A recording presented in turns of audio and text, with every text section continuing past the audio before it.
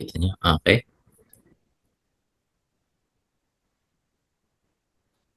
Okay. So, true or false?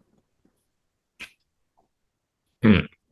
So, number one, myofibril is composed of sarcomeres in series. So, that is true. Diba? The myofibril, isa siyang habang, ano siya, diba? Sarcomere siya nakakonect end to end. Diba? So, it's a series connection. And, okay. Number two, length of the H band of the sarcomere state. Wait. Nagpa-publish pala yung scores, no? Dr. Jacinto. Para makita niyo rin. Wait lang.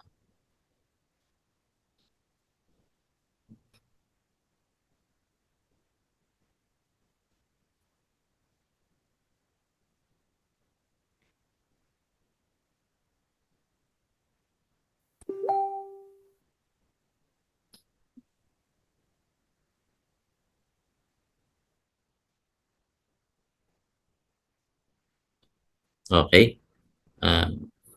Makikita niyo na rin sa zip plate yung scores niyo. Okay. So, balik tayo dito. So, number two.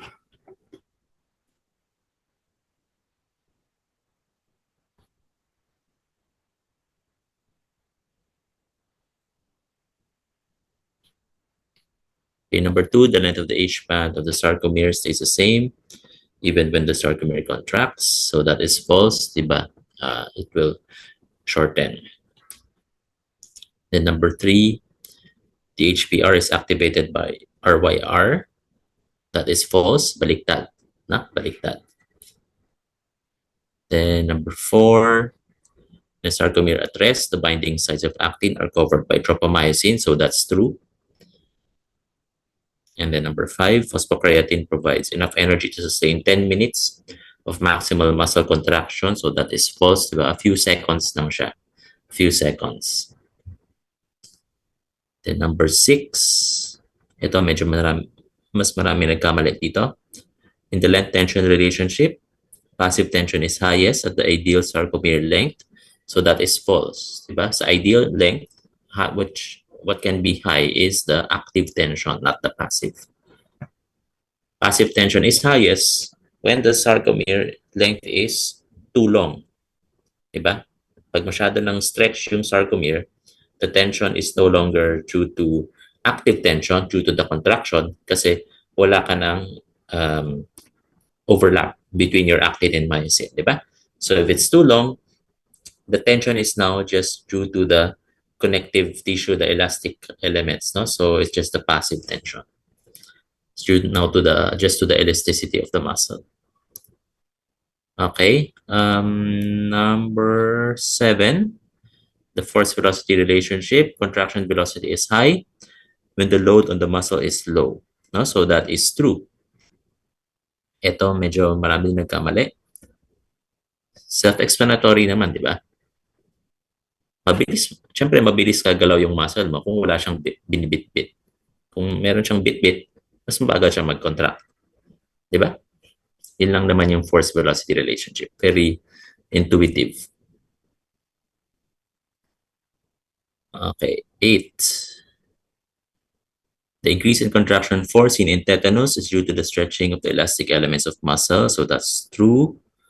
Number 9, in muscle fiber recruitment, the size principle says the larger fibers are recruited first. So that's false. Okay. And number 10, ito medyo marami din nagkamali. Number 10, in smooth muscle, calcium binds to troponin to expose the binding sites of actin. So hindi ganyan, diba? This is in skeletal muscle. But in smooth muscle, ano nangyayari? You have calcium binding to calmodulin, diba? And then the calcium calmodulin complex activates myosin light chain kinase, and then myosin light chain kinase phosphorylates myosin to activate myosin. Okay? Questions for muscle? Questions for muscle? Kung wala, Dr. Tan, will you Okay. So Sige. for the ANS, autonomic nervous system, that's number 11 to 15. So ganun din, true or false. So let's answer this. Number 11, the ganglion of the sympathetic nervous system is located near the target tissue. The answer is false, no? Letter B. Kasi ganglion ng sympathetic should be near the spinal cord, no? Prevertebra or paravertebral ganglion. That one, you near the target tissue, that's your parasympathetic. Okay, majority of you got it correctly naman. Number two, all preganglionic neuron, whether sympathetic or parasympathetic, releases acetylcholine. That is true. All. Basta preganglionic neuron, okay, they release acetylcholine kasi yung present na receptor sa ganglion is actually a nicotinic, no, NN, no, or N2, nicotinic N receptor. So acetylcholine. So A. Number 13, dito, no, I think 61% got it correct. So dito yung pinaka nagtatalo for ANS. Stimulation of the muscarinic 2 receptor leads to tachycardia. Muscarinic 2 receptor is basically your cholinergic receptor, di ba? And sabi natin, pag cholinergic, okay, tachycardia ba or bradycardia? Naalala niyo yung organophosphate, na yung case, di ba? Bumababa yung heart rate pag cholinergic. So, this is bradycardia. So, false to, letter B, kasi muscarinic eh. So, baka iba sa inyo na dito, inisip nyo beta 2, no? Baka isip nyo, ay beta 2 or adrenergic yung muscarinic. Yun, tachycardia. Pag beta 1, no? Beta 1 actually. Pag beta 2, mali din eh. Kasi there's no beta 2 receptors in your heart.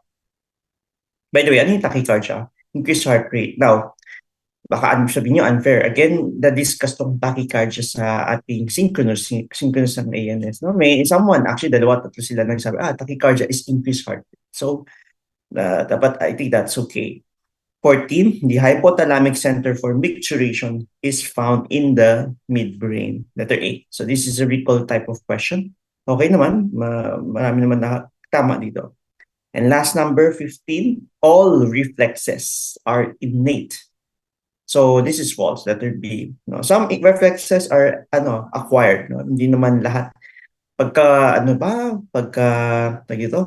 Pagkapanganak nyo ba, marunong na ba agad kayo lahat reflex nung diba sa acquired reflex, yung reflex sa pag-drive, reflex sa pag-iwas yun nga. Pag nagdadrive ka, iwas ka sa may biglang may dumaan. No, those are reflex. So, acquired sila. Okay. So, yeah, that's for ANS. Any question? May contention ba or okay naman? Okay, I think that's okay, no? Maybe no reaction with the questions. So 15 is the perfect score. Ang NPL, I think, if I'm not mistaken, Dr. Jacinto, half ba? 10, medyo. 13. So, may question sa nag-chat sa akin. Meron. That's for number 8. Okay, so ang question niya is, hindi po ba tetanus is due to the rapid repeated firing of the nerve impulses? So the rapid repeated firing of the nerve impulses causes a sustained stretch of the elastic elements of muscle, thus causing increased tension. Okay? Yun yung pagkasunod-sunod nun. Kasi it doesn't automatically follow na if you stimulate something fast, it doesn't, I mean, logically, no? If you stimulate something quickly, it doesn't automatically follow na lalakas siya. So we still need to answer, bakit siya lumakas? Bakit nagkaroon ng increased tension? Huh? So the rapid repeated firing causes sustained stretch on the elastic elements, just like a rubber band na patuloy mong pinipihit na in-stretch, no? And then that causes more tension. The tension is caused by stretching of the elastic elements. Okay? And recruitment, iba yung recruitment. Recruitment, diba, is the spatial summation. You increase the number of motor units that are contracting at the same time. Okay? Sige. Any other questions? Okay, wala naman nag-chat sa inyo. Wala. Dr. Tan, wala naman. Wala naman, no? So, ang Okay. MPL is 8. 8. Sige. Dr. Jacinto, meron bang announcements? Wala naman. So, free day to. So, this will be your part of your ISP. So, please use of the time to go back to your lectures, no? Tapos, we'll have your first long exam on Monday. Di ba? Anong time?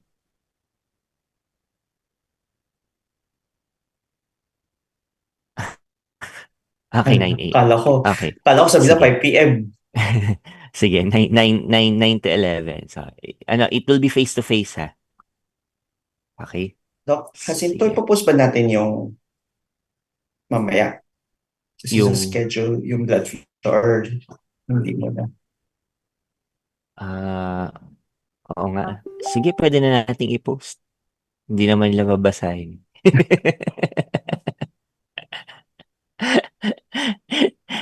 Naka-post lang naman doon. Okay, sige. Sige. Yung ano pala, for those, so alam ko this is too early, no? Pero for those who are assigned for figure review, makaka-receive na lang kayo ng message from me, okay? Although that will be after first LE pa, but just telling you lang naman, baka na anxiety na yung first 3 people eh. Will receive my message na lang, okay?